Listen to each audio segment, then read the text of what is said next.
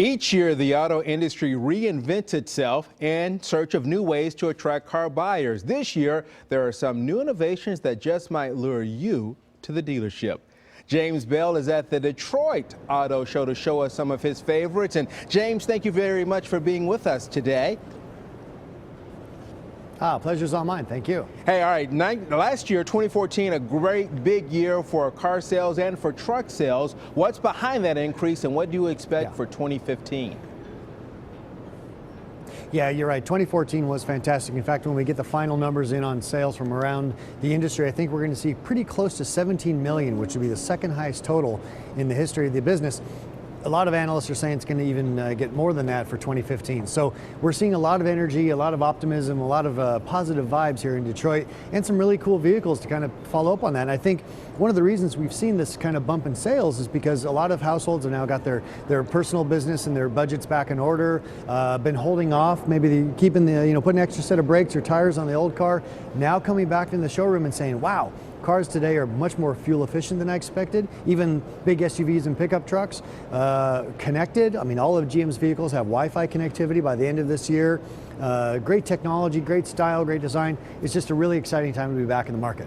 All right, let's talk about this electric vehicles here. Gas prices are down in our area right now, under $2, which is fantastic. However, the Leaf and other electric vehicles, the Leaf is produced here in the Nashville area. How does this impact those electric vehicles? I get asked that question all the time, and people say, well, fuel prices down, that means the death of electric cars, right? No way. In fact, if anything, we're going to see an acceleration of that, because in order to meet fuel efficiency and emission standards, not just here in the US, but around the globe, you've got to electrify. You've got to get away from gasoline as much as possible. Chevrolet has actually introduced 2 new electric vehicles to go up against that Nissan Leaf here in Detroit. One of them is an updated version of the Chevrolet Volt. Now, current Volt owners, they love their car. They're going about 1,000 miles between visits to the gas station and only taking on a couple gallons when they do. So they don't care about fuel prices. They're already very cheap for them. So the Volt has been great, and it's very engaged people. They've been telling us what they love about the car and letting us know some things they might want to change. And that's what we've done with this new version. It's now a 5-passenger vehicle instead of 4, more acceleration off the line, 50-mile range as opposed to 38 in the current model.